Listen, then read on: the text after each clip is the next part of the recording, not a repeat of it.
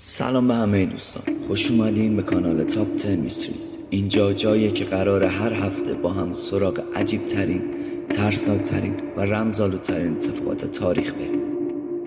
از ابتدای تاریخ انسان همیشه با ناشناخته ها روبرو بوده، موجوداتی که نه علم تونسته توضیحشون بده نه منطق. امروز شما رو با 10 رویارویی واقعی و تکان دهنده با موجودات ناشناخته آشنا میکنم.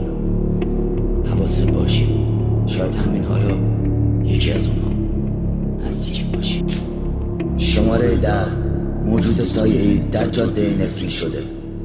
راننده‌ای در نیمه شب وسط جاده متروکه سایه انسانی اما غول‌آسا رو دید که بی حرکت ایستاده. چراغ‌ها هیچ جزئیاتی از چهرش نشون نمیدادن، تنها چشم‌های سرخ که انگار از دل تاریکی به او خیره شده بودن. راننده قسم خورد وقتی از کنارش رد شده سایه به آرومی سرش رو به سمت اون برگردونده. شماره 9. هیولای دریاچه لاکنس، کابوس جاودانه اسکاتلند. همه هیولای لاکنس رو افسانه میدونستن تا وقتی در سال 2016 موجی عظیم مثل قررش یک غول سطح دریاچه رو شکافت. فیلم ضبط شده هیچ قایق یا دلیل منطقی نداشت. تنها چیزی که دیده میشد حرکتی خزنده بود، انگار چیزی بسیار بزرگ درست زیر آب منتظر بود. شماره 8. یتی، مرد برفی شکاچی. کوهنوردان در هیمالیا رد پاهایی دیدن که حتی خرس هم نمیتوانست بگذارد. صدای نعره‌ای وحشیانه از دل کوه‌ها طنین انداخت و کوهنوردان قسم خوردند موجودی ایستاده بر فراز قله را دیدند، شبیه به انسان اما بسیار عظیم‌تر. آیا یتی افسانه‌ای واقعا وجود دارد؟ شماره 7. موجود ناشناس آمازون، شکارچیان تاریکی. جنگل‌های آمازون پر از صداهای ناشناخته است، اما یک تیم پژوهشی در نیمه شب صدایی ضبط کرد که هیچ دانشمندی نتوانست توضیحش دهد. جیغ‌های بلند، ترکیبی از صدای انسان و حیوان. بومی‌ها میگویند این صدای موجوداتی است که در تاریکی پرسه میزنند و شکارشان انسان‌ها هستند. شماره 6. پرنده‌ای بزرگتر از هواپیما. دو نوجوان در آمریکا قسم خوردند پرنده‌ای دیدند که بالهایش آسمان را پوشانده. هیچ پرنده‌ای در تاریخ چنین ابعادی ندارد. برخی میگویند این همان افسانه تاندربرد است، پرنده‌ای با قدرتی ماورایی که ظهورش نشانه یک فاجعه است.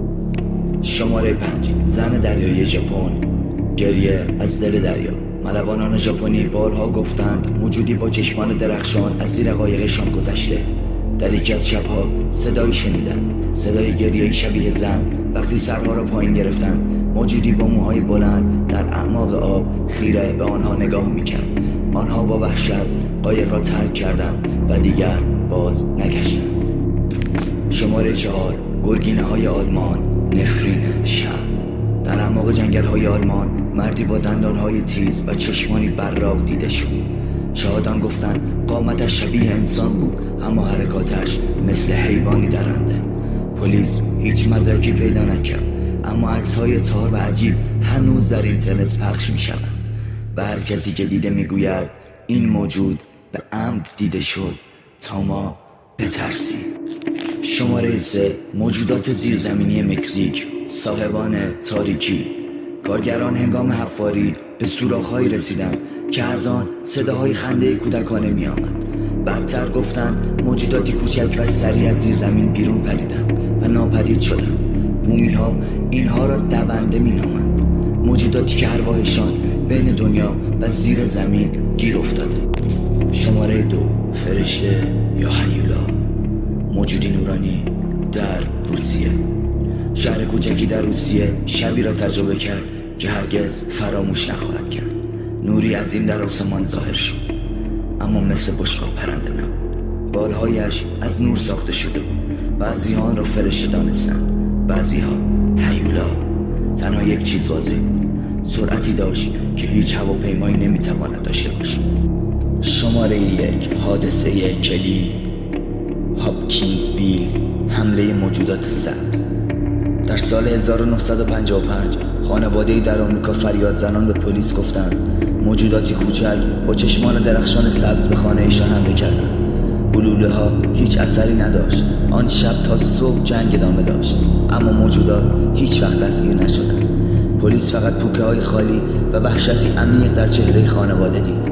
هنوز هم کسی نمیداند آن شب چه موجوداتی در آن مزرعه بودند. اینها تنها 10 رویارویی بودند، اما هر ساله 10 گزارش جدید به پرونده های حل نشده اضافه میشه. آیا این موجودات افسانه اند یا حقیقتی که فراتر از درک ماست؟ یه چیزی رو فراموش نکن، وقتی شبها تنها بیرون میری شاید تو هم روزی شاهد یکی از این موجودات باشی.